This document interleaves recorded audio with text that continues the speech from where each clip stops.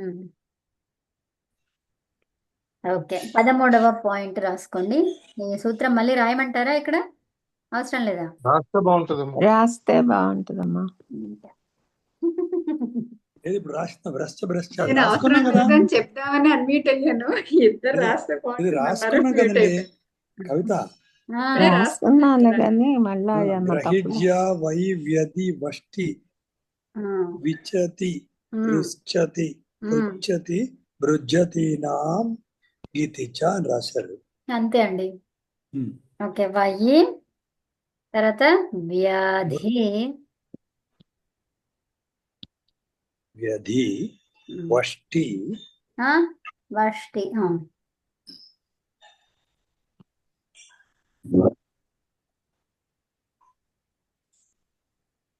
వష్టి తర్వాత విచతి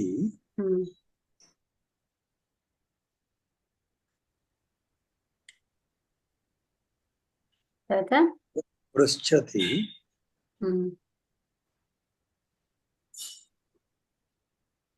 తర్వాత పృచ్చతి. ఇక్కడ మనకి పడుతుందా? పట్టదు, నెక్స్ట్ లైన్ రాండి. ఇప్పుడు అలాగా ఓపెన్ అయింది కదా మరి దానికి ఇంకెందుకు. పృచ్చతి భృజ్యతీనాం. నెక్స్ట్ లైన్ లోకి వచ్చేయండి. భృజ్యతీనాం గీతిచ.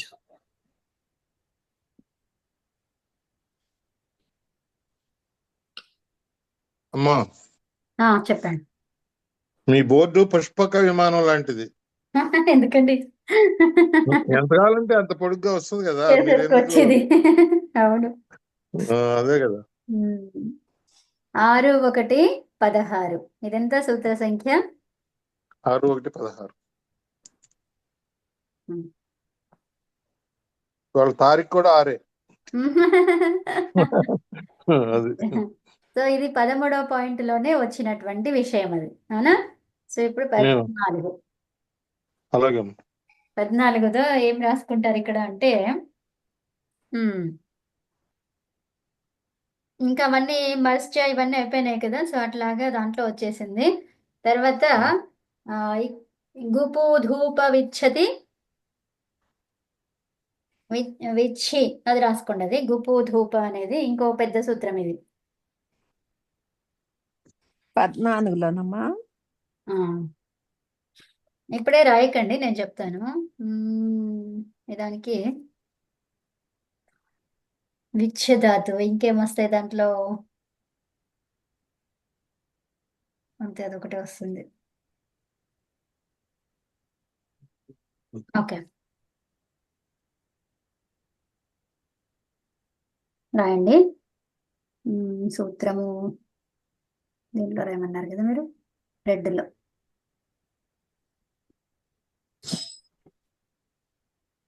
గుపు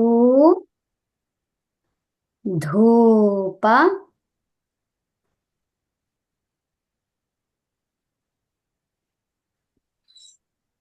కనిపిస్తుందా? కనబడుతుంది. విచ్చి పాణి ఇంకా ఉంది, నాకు అక్కడ పట్టట్లేదు కాబట్టి. లేకపోతే దీన్ని జరిపితే అది అటు ఇటు వెళ్తుంది, అందుకే ఇక్కడ ఉంచేద్దాం. ఓకేనా? పాణి పనిభ్య పనిభ్య పనిభ్య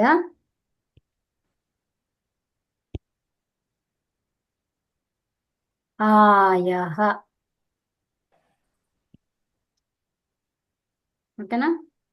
సో ఇది సూత్ర సంఖ్య 3 1 28. ఓకే, చెప్పండి. అది గుపు ధూప విచ్చి పణిభ్య ఆయః. ఇంకా మనం విడదీస్తే పనిభ్య అని వస్తుంది అనమాట. మీరు పాణి అన్నారు మొదట్లో. పని అయినా పాణియా? ఫస్ట్ పణి, తర్వాత పని. ఫస్ట్ పాణి అన్నట్టుంది. పాణి కదమ్మా, పని పణి. పని పాణి అన్నానా? తప్పు చదివా అన్నారులే ఇందాక. తెలియదు. అదే సో సో గుపు ధూప విచ్చతి పాణి పనిభ్య ఆయః. ఓకేనా? సో ఇక్కడ ఎన్ని ధాతువులు ఉన్నాయి? గుపు రక్షణే. గుపు అంటే ఏంటిది? రక్షణే, రక్షించడము. ధూప సంతాపే, ధూప సంతాపే. సంతాపం అంటే ఏంటి ఇక్కడ?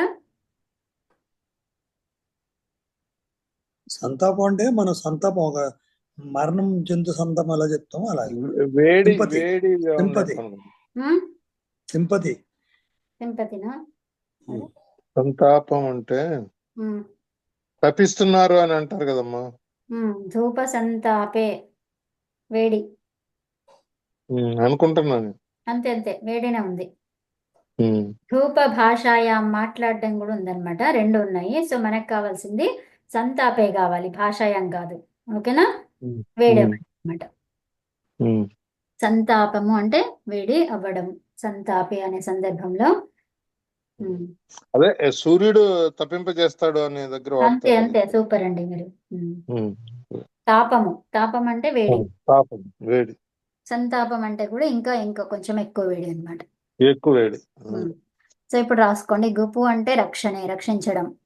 రాసుకుంటారా వాటికి అర్థాలు కూడా? రాసుకుంటామా. రాసుకుంటాం, అర్థం లేకపోతే బాగుండదు. అదే గుపు అంటే రక్షించటమా. గుపు రక్షణే. అనా వస్తుందా లేకపోతే వేరేనా వస్తుందా చెప్పండి? అనా వస్తుంది. అనా అనా వస్తుంది.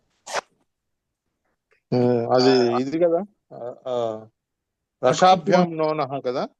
అక్కుప్పాం. సూపర్ అండి. అదే అక్కుప్పం. ధూప సంతాపే.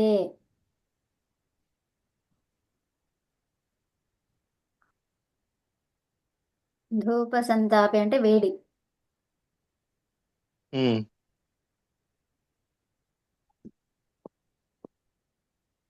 ఈ పా అన్నా కూడా రక్షణే కదమ్మా. పా అంటే రక్షణ. సో ఇప్పుడు సంతాపే అనడానికి వేడి అన్నమాట. అది అక్కడ బ్రాకెట్ లో పెట్టాను. విచ్ఛగతౌ ఏంటి? విచ్ఛ గతౌ. ఇప్పుడు నిన్నటి నుంచి రెండు వచ్చాయి, రెండు మూడు వచ్చాయి. చెప్పండి ఏమేమి ఉన్నాయో మీకు తెలిసినవి అవన్నీ కలుపుకొని. వచ్చి అదొకటి వచ్చినట్టుంది కదా నిన్న. వ్యక్తి అర్థకం అవుతుంది నిన్న.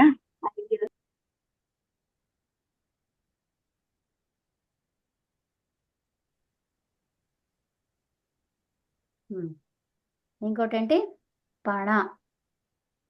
ఇచ్చగతం అంటే ఏంటమ్మా?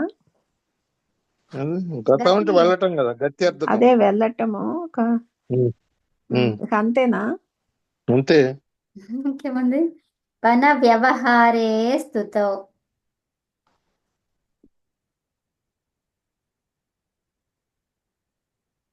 వ్యవహారే స్థుతౌ.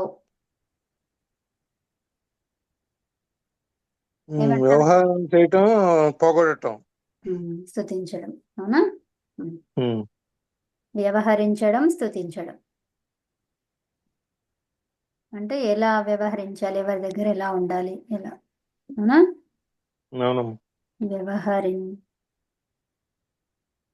స్తుతించడం, వ్యవహరించడం, స్తుతించడం. అమ్మ పన అంటే? పణ అంటేనే వ్యవహరించడం, స్తుతించడం. నా కదండి, ఇదే నా నా పన. ఒకటి అయిపోయిందా? ఇది రాయడం అయిపోయిందండి ఇది?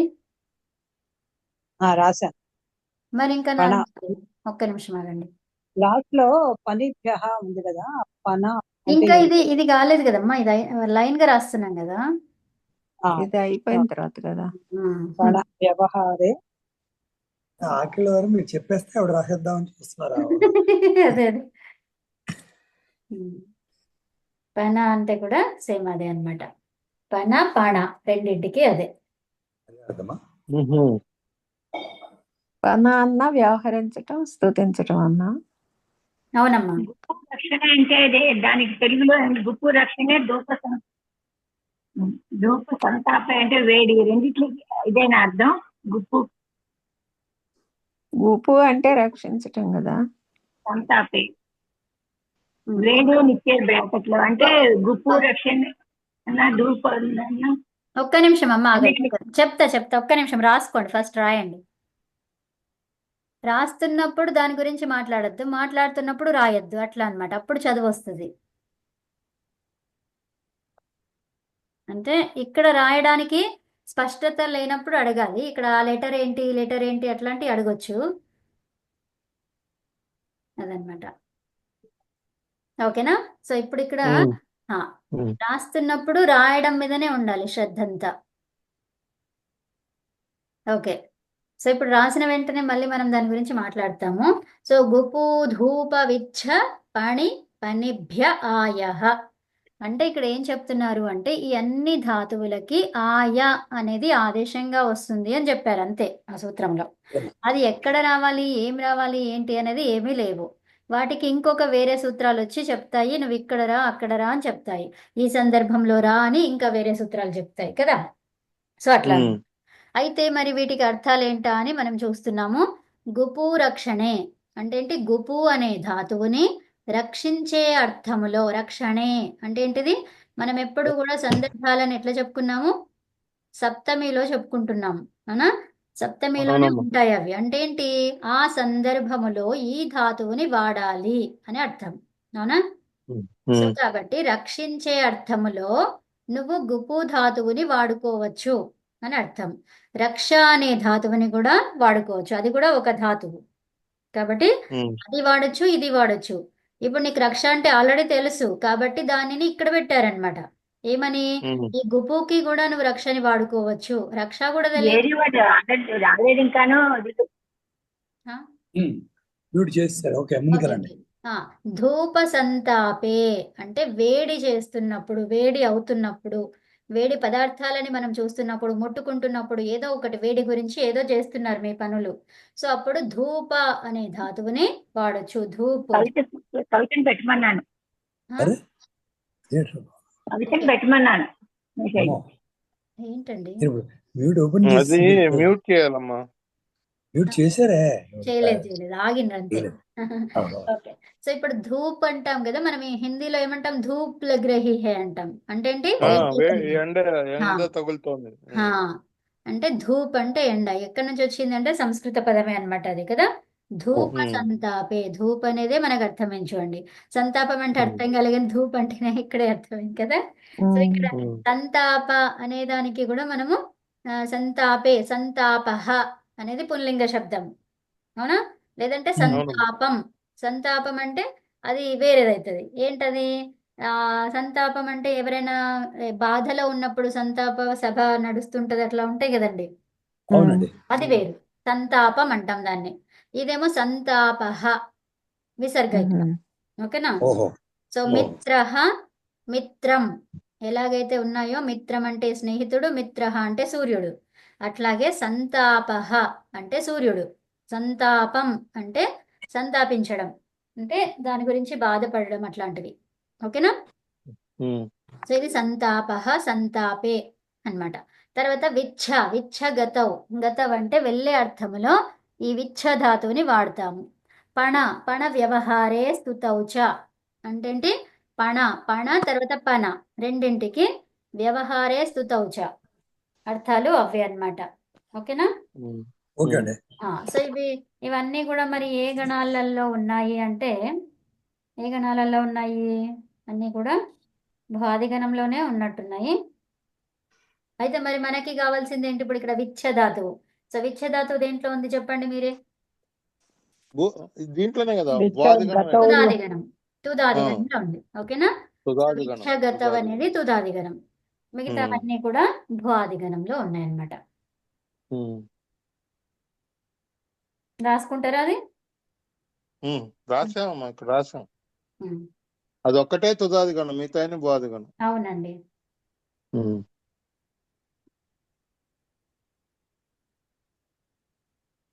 ఓకే. సో అప్పుడు మనకి విచ్ఛతి వస్తుంది, అవునా? ఉమ్, సో మరి విచ్ఛతి వస్తే మరి ఆయా ఏంటి కదా? విచ్ఛాయతి అట్లా వస్తుంది. ఏమొస్తుంది? విచ్ఛాయతి. ఇందులో ఉన్న ధాతువులన్నీ గూపాయతి, గుపు అని ఉంది కదా. సో గుపుకి ఏమొస్తుంది? గు, గు అనేది ఏమవుతుంది? గుణమవుతుంది. గోపాయతి, ధూ అని ఉంది. ధూ అనేది ఏమైపోతుంది? అది ఉపధాలో ఎలా ఉండాలి? హ్రస్వం ఉంటేనే గుణం అవుతుంది. ఇక్కడ దీర్ఘం ఉంది దీర్ఘం ఉంది. కాబట్టి అందుకనే రాలేదు. ధూపాయతి ఏమొస్తుంది అక్కడ? ధూపాయతి. ధూపాయతి. విచ్ఛ అనేది ఏమొస్తుంది? ఇక్కడ వి ఇకారం ఉంది, హ్రస్వం ఉంది కాబట్టి ఉమ్. వే గుణం. వే ఉమ్. ఏమైపోతుంది అది? విచ్ అనేది ఉమ్. వేచ్ఛయతినా? దీర్ఘం ఉండాలి కదా. వేచ్ఛాయతి.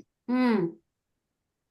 అది వేచ్ఛాయతి. అది వస్తుందా? లేకపోతే ఇక్కడ మనకి ఉపధాలో ఇక్కడ ఇంకో హ్రస్వంతో ఉన్నటువంటి ఏం లేదన్నటువంటిదో కనిపిస్తుంది. విచ్ఛ అనే దాంట్లో చకారం ఆ, ఉంది ఉపధాలో కదా. చకారం వచ్చింది కాబట్టి కాబట్టి ఉపద ఈ కాదు. సో అప్పుడు విచ్ఛాయతి. విచ్ఛాయతి. తర్వాత పణ ఉమ్. అనేది ఏమవుతుంది? పణ ఉప్స్ పణ. పణాయతి. అయ్యో ఏమైపోయింది. మనకి ఆయు వస్తుంది. పణాయతి. పణాయతి ఉమ్. పణాయతి ఓకేనా? పణాయతి. అయ్యో ఇది అవి జరిగింది. కూడా రూపాలు కూడా రాసుకోమంటారా? రూపాలు కూడా మళ్ళీ ఒకసారి రాసుకుంటూ పోతాం. రాసుకోండి అమ్మా. తర్వాత పన. పన అంటే పన ఏమొస్తుంది? పణాయతి అనుకున్నా. పన పణాయతి అంటే ఇందాక వ్యవహారము, స్థితి, పనాయతి. వ్యవహారము. పనాయతి ఆయా వస్తుంది కాబట్టి స్తుతించటం. నేను రూపం స్తుతించటం. అడుగుతున్నానమ్మా. ఓకే రాసుకోండి. పన. నిత్య ధాతువుతో రాసుకోండి ఫస్ట్, ఆ తర్వాత మిగతా రాదురు. ఉమ్. ఓకే సో ఇప్పుడు మనకి ఏంటి? ధాతువు విచ్ఛ ఉంది. ఇచ్చా గతవు. విచ్ఛగతవు అంటే వెళ్ళడం అనే అర్థం అన్నమాట. అవునా? అంతే. విచ్ఛ అన్నమాట. మూల ధాతువు ఏంటి? విచ్ఛ విచ్చ. అంటే ఆకారం పైన ఉంటుంది అనమాట. ఏంటి? అనునాసిక ఆకారం. తర్వాత దీనికి ఏమొస్తుంది? ఆయా ఆదేశంగా వస్తుంది. ఆయా అనేది ఆదేశమా దాన్ని ఏమంటాము? ఆయా ప్రత్యయం వస్తుంది అనమాట. ప్రత్యయం. ఓకే ఆయా అనేది ఏంటిది? ఇది ఒక ప్రత్యయం.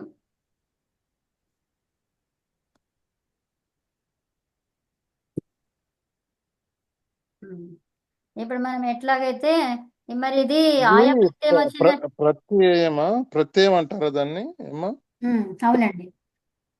సూత్రాలు కూడా ఈ ప్రత్యయం తెచ్చుకొని ఆ ధాతువులన్నిటికీ చెప్తుంది అది. అంతే కదా. ఇప్పుడు లట్లకారం అట్లా తిప్పు అట్లా చెప్తున్నాం కదా. ఇది లకారమే కాదనమాట. ఆయా అనే ప్రత్యయం వచ్చిందంటే ఇప్పుడు ఇది లకారం కూడా కాదు.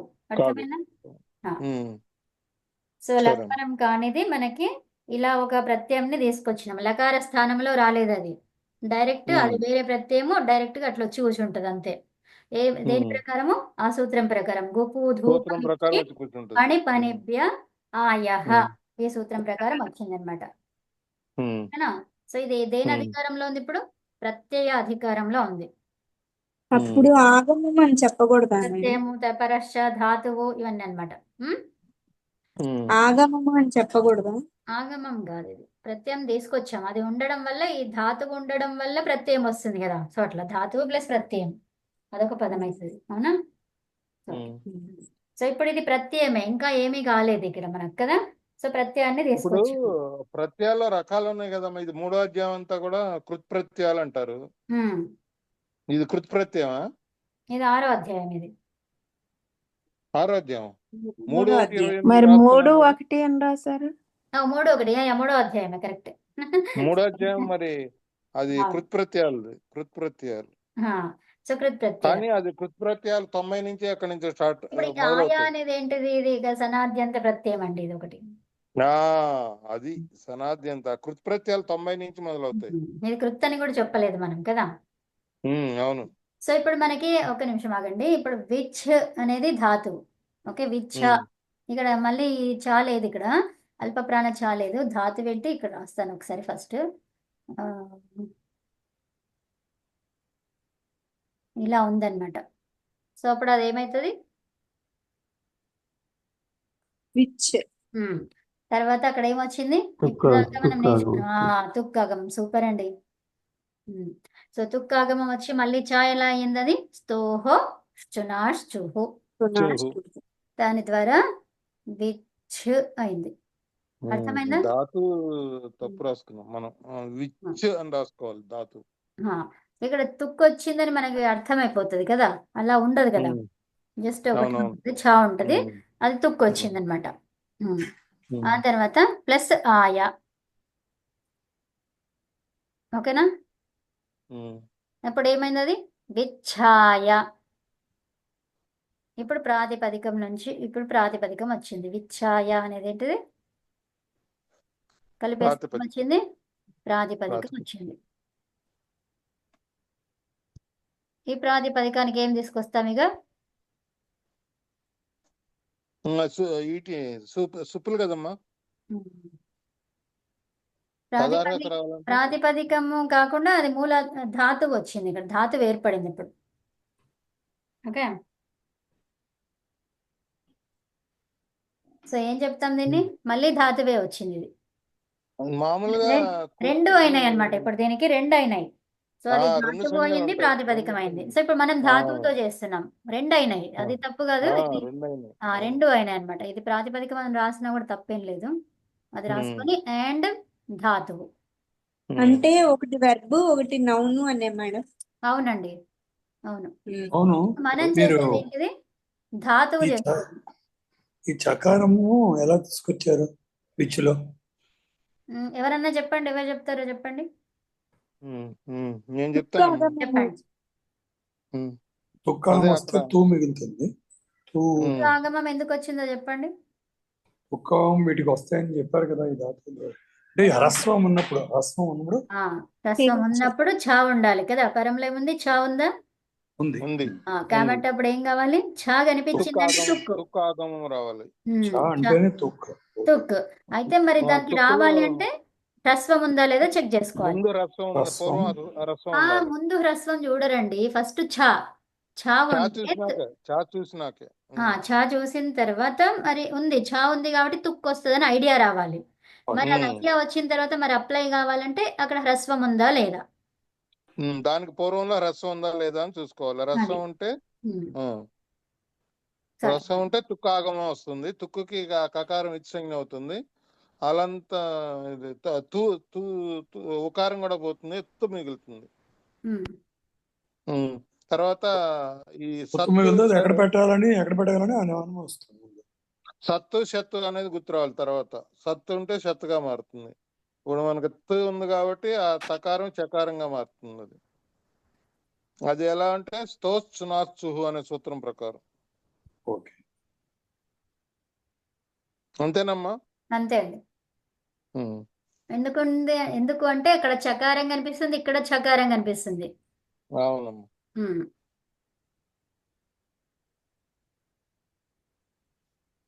స్తోహశ్చునాశ్చుహు ద్వారా వచ్చిందా? అవును. కాదు. కాదా? కాదు. అవును, సత శచ అన్నారు కదా. తుక్కు వచ్చేసింది మనకి. వచ్చిన తర్వాత ఏమైంది అది? ఏంటమ్మా అది? ఇది కదా, ఇదేంటి మీరు ఇందాక చెప్పారు కదా, యథాసంఖ్య అనుదేశ సమానం అనే దాంట్లో సవర్గం కనిపిస్తుంది, చకారం కనిపిస్తుంది. అవునా? అంటే రెండు కనిపిస్తున్నప్పుడు ఏం చేస్తాం మనము? అదే ఆ కవర్గానికి చవర్గం పెడతాం, మార్చేస్తాం. అది అంతే. అంతే అంతే. ఓకేనా? ఓకే.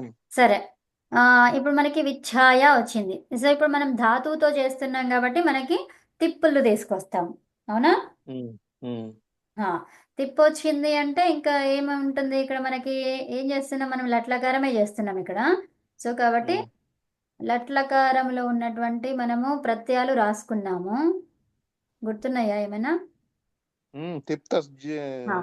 సో తిప్పుకి ఇక్కడ లట్ చేస్తుంటే ఇక్కడ లట్ అన్నమాట. పైన లట్ అనే రాద్దామా ఫస్ట్? వర్తమాన లట్. లట్. ఓకేనా? సో లట్ చేస్తున్నాం అంటే లట్ స్థానంలో తిప్పు వస్తుంది. ఏంటండి? తిబాది ఉత్పత్తి.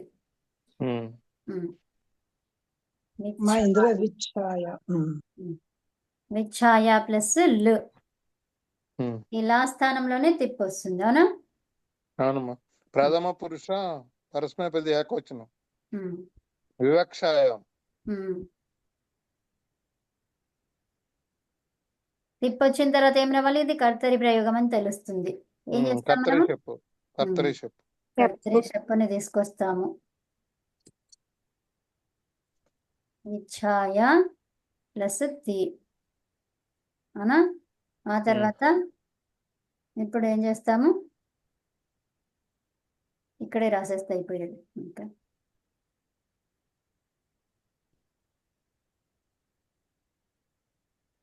చెప్పు తి, ఉమ్. చెప్పు స్థానంలో ఆ వస్తుంది. ఉమ్. ఇప్పుడు ఇంక అన్ని లకారాలు వస్తాయి అన్నమాట. అర్థమైందా? ఏది కావాలంటే అది చేసుకోవచ్చు. విచ్ఛాయ ప్లస్ ఆ. ఇక్కడ మనకి అచ్చుతో కనిపిస్తుందండి. అచ్చుతో కనిపిస్తే ఇక్కడ ధాతువులో ఎలా ఉంది? ఇక్కులు ఉన్నాయా చూసుకుంటాం, అవునా? ధాతువులో చివరిగా ఇకారం ఉంటే ఏం చేస్తాము? అచిష్ణు ధాతు భ్రువంతోని ఇయంగు ఉవంగులు తీసుకొస్తాం. ఉవంగు, ఓకేనా? లేదు లేదు కాబట్టి ఇంకా అది చెయ్యము. అప్పుడు ఏం చేస్తాము? వర్ణ సమ్మేళనం. వర్ణ సమ్మేళనము. వర్ణ సమ్మేళనము చేయాలి అంటే మరి ఇక్కడ ఏమైంది? ఇక్కడ విచ్ఛాయలో ఆకారం ఉంది, పక్కన చెప్పులో ఆకారము, అక్కడ అతో గుణే. ఇప్పుడు ఈ ఆయా అనేది ఏంటి? ఇది ఒక ప్రత్యయం అది, అవును అవునా? అవును. ఆయాలో ఒక ప్రత్యయము. తర్వాత ఇదంతా కూడా ఇది ఒక పదం కాదు, అవునా? పదం కాదు. ఇక్కడ ఆ ఉంది, అపదం అది. అపదం. అపదానికి ఆ పరంలో ఉంటే ఏం చేస్తాము? అతో గుణే. సూపర్ అండి. అతో గుణే తీసుకొచ్చి విచ్ఛాయతి వచ్చింది. అర్థమైందమ్మా అందరికి? అర్థమైందమ్మా. ఓకే.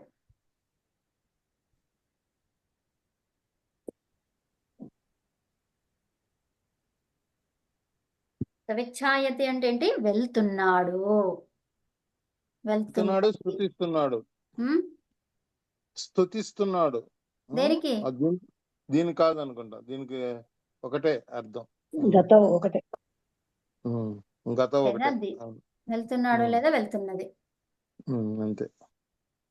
ఇప్పుడు ఒకటి చెప్పండి, చాకు తుక్కాదేశం వస్తుందంటే చాస్థానం అని వస్తుందా? ఇగో చెప్తాను, ఒక నిమిషం. ఇక్కడ కింద చూపిస్తున్నాను చూడండి. ఏమంటున్నామంటే వి ఛ, ఇది ధాతు, అవునా? సో ఇప్పుడు మనకి ఛ కనిపించింది అంటే ఏమర్థమైంది? తుక్కు రావాలి అని అర్థమైంది. అవును, ఎందుకంటే పూర్వం హ్రస్వం ఉంది కాబట్టి. అట్లా కాదు, ఛ కనిపించింది అంటే తుక్కు, అంతే. ఛాకి లింక్ ఏంటి? తుక్కు. ఛాకి లింక్ తుక్కు. ఓకే. సో ఛ కనిపించింది అంటే తుక్కు రావాలి. ఇది రావాలి అంటే మహాప్రాణమైనా లేకపోతే అల్పప్రాణమైనా మహాప్రాణం ఉండాలి. మహాప్రాణమే. ఓకే అండి. సో ఛ అనేది కనిపించింది అంటే తుక్కు రావాలి అని గుర్తుపెట్టుకోవాలి. ఓకే. సో మరి అది రావాలి అంటే పూర్వంలో ఏముండాలి? హ్రస్వం. ఏముండాలి? ఉండాలి. అయితే మరి ఈ హ్రస్వానికి తుక్కు వస్తుంది. ఈ ఛ ఉన్నది, అది ఉండాలి. ఓకే, ఉంటే వస్తుంది. ఇప్పుడు మరి ఆ ఉంటే రావాలి అంటే ఇది హ్రస్వం ఉండాలి. అంటే ఈ హ్రస్వ సంజ్ఞకే తుక్కు వస్తుంది. హ్రస్వ సంజ్ఞకే తుక్కు వస్తుంది కాబట్టి అప్పుడు హ్రస్వ సంజ్ఞకి ఎక్కడ పెట్టాలి అంటే ఏమన్నాము? టకితౌ.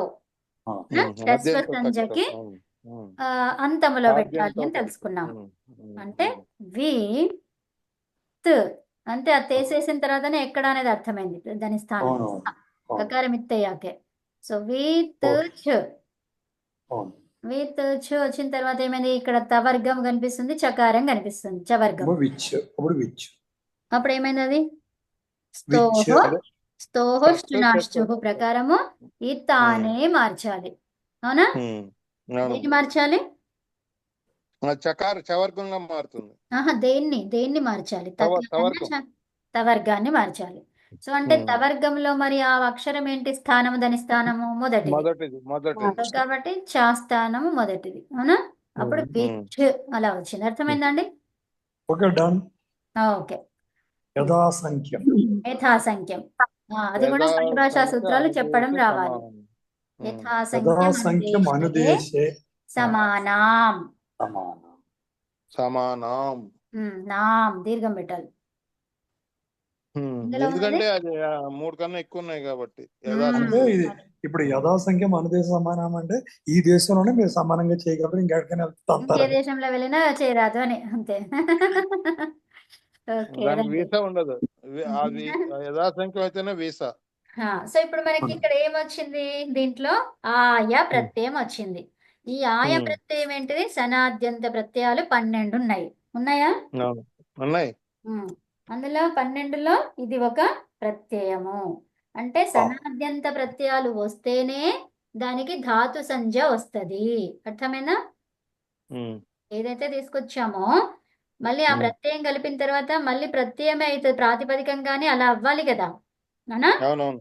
సో అదనమాట. అంటే మూల ధాతు పట్ల ఏదో సంథింగ్ అట్లా అవుతుంది కదా. సో ఏదో మళ్ళీ పదం కావాలి. ప్రత్యయం వచ్చిందంటే పదం కావాలి కదా. కృత్ ప్రత్యయాలు వచ్చాయంటే అదేమైపోయింది? కృదంతం అయిపోయింది. ఐ మీన్ కృదంతం అయిపోయి అదేమైంది? అది శబ్దం అయ్యింది అది, అవునా? అవునమ్మా, ప్రాతిపదిక వస్తుంది దానికి. ప్రాతిపదిక. సో ఇప్పుడు అంటే మీరు సన్ ప్రత్యయం వస్తే అది మళ్ళీ ధాతువే అవుతుంది అంటారు. దాని అవునండి, సన్ ప్రత్యయాలు ధాతువుతో వచ్చినప్పుడు కలిసినప్పుడు సనాద్యంత ధాతవ అని. అంతే అండి. ఓకే.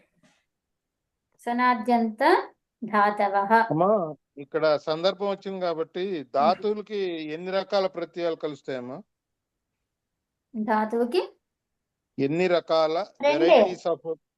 రెండే ప్రత్యయాలు. 4 రకాల వెరైటీస్ ఆఫ్ ప్రత్యయాలు ఇప్పుడు కలుస్తాయి కృత్తులు ఒకటి, అవునా? ఒకటి. తర్వాత ఇంకేమొచ్చింది? ఇప్పుడు మీరు సన్ అనేది అది కూడా ఒక ప్రత్యయమే. కృత్ ప్రత్యయము, అవును, సన్ ప్రత్యయం. సనాది ప్రత్యయాలు అనాలి, అదొక రకం. 2 ఇంకా అయినాయి. ఇంకేమొస్తాయి? ఇంకా 2 ఉన్నాయి. ఇంకా 2 ఇంకా ఉన్నాయి. తింగ్ ప్రత్యయాలు 3.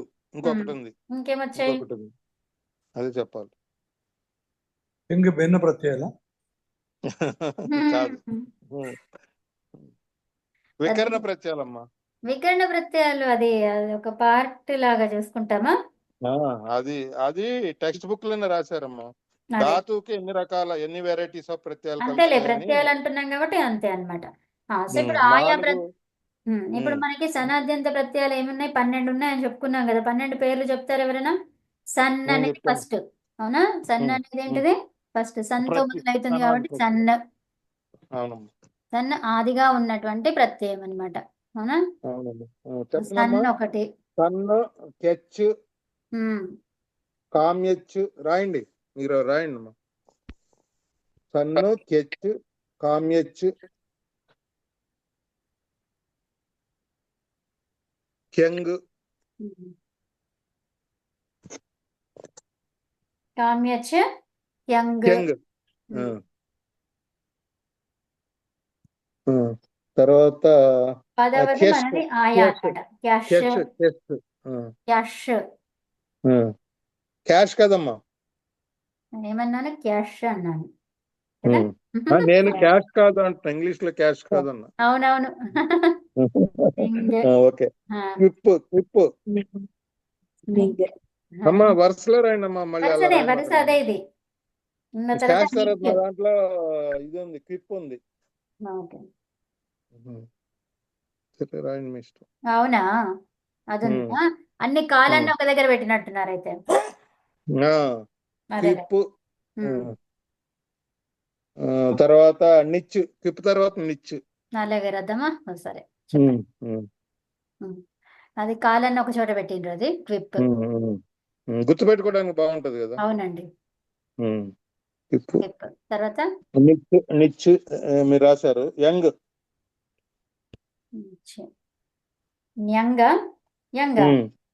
యంగ్. యా. నింగ్ కూడా ఉంది ఒకటి. నింగ్ తర్వాత చెప్పారు. First young. యకారం సంథింగ్ రెండోది కూడా ఉంది. కాదు, నకారం చెప్పినారు కదా. దానికి నకారం పక్కన నకారం ఇంకోటి రాస్తే అయిపోతుంది కదా. సార్ వాళ్ళు ఇచ్చిన ఆర్డర్ అది. యంగ్ తర్వాత ఆర్డర్ లో ఎక్ ఇచ్చారు. ఓకే. సరే పెట్టండి, ఎట్లా పెట్టండి. యంగ్ తర్వాత యంగ్ తర్వాత ఎక్. తర్వాత ఆయా. ఎక్, ఆయా. ఇప్పుడు మనం వాడింది ఆయా కదా. అవునండి, ఆయా ప్రత్యయం వచ్చింది. తర్వాత ఈ యంగ్. ఈ యంగ్ క్విప్. క్విప్ ఇప్పుడు లాస్ట్ కి ఇచ్చారు ఇక్కడ. ఓకే, అయిపోయినాయిగా. ఇంకోటి అయిపోయినాయి కదా. మీరు నింగ్ ఎందుకు చెప్పలేదు? నింగ్ అక్కడ చెప్పలేదు, ఇక్కడ చెప్పలేదు, లాస్ట్ కూడా చెప్పలేదు. అవును, మీరు రాసేసారని నేను చెప్పట్లా. అది ఎక్కడ ఇచ్చారు అది? దాని స్థానం ఎక్కడ ఇచ్చారు? దాని స్థానం ఎక్కడ ఇచ్చారంటే లాస్ట్ ఇచ్చారమ్మా, 12 ఇచ్చారు. అచ్చా, అక్కడ క్విప్ ఇచ్చారు మనకి. ఓకే, అది కానీ ఇప్పుడు ఓకే. ఇక్కడ రాసిన 11 కదా కవిత. సన్ 4 మూడులు అండి, 4 లైన్లు ఉన్నాయి చూడండి. సన్ క్యచ్ కామ్యచ్ క్యంగ్ ఓకే. క్యష్ క్విప్ ణిచ్ ణింగ్ యంగ్ యక్ ఆయ ఈ యంగ్. 4 సరే. 12. సరిపోయింది. అంతే. మనం తీసుకున్న ప్రత్యయం ఏంటి? ఆయ. యా. ఇది ఆయ మనం తీసుకున్న ప్రత్యయం ఇప్పుడు. ఉమ్. ఓకేనా? ఏ సూత్రం? అమ్మా ఇందాక ధాతువుకి 4 రకాల ప్రత్యయాలు పెట్టుకుంటామన్నారు. అది సనాది ఒకటి, కృత్ ఒకటి, తింగ్ ఒకటి, ఇంకొకటి వికరణ. వికరణం. వికరణ ప్రత్యయాలు.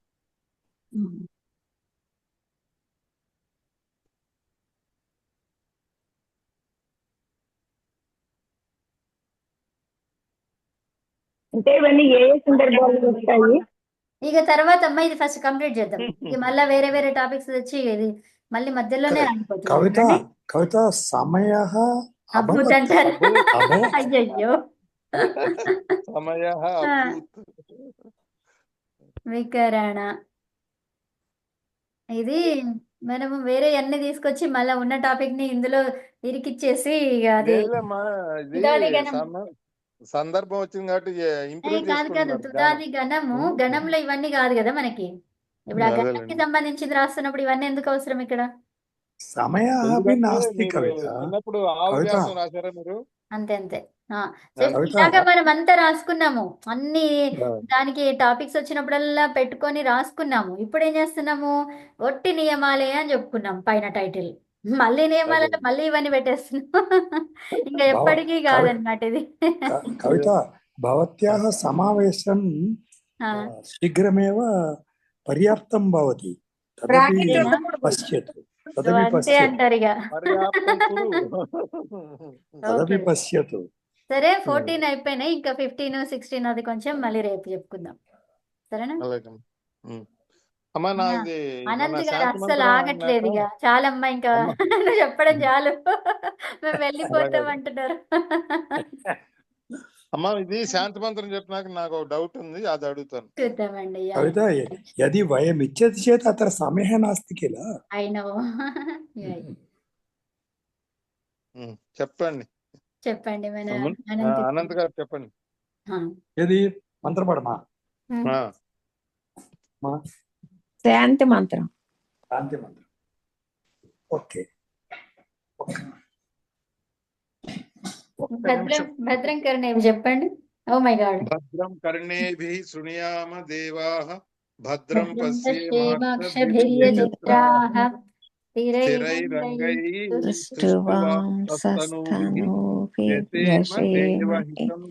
దేవహితం యదాయుః. స్వస్తి న ఇంద్రో వృద్ధశ్రవాః స్వస్తి నః పూషా విశ్వవేదాః. స్వస్తి నష్టార్క్ష్యోరిష్ఠనేమిః.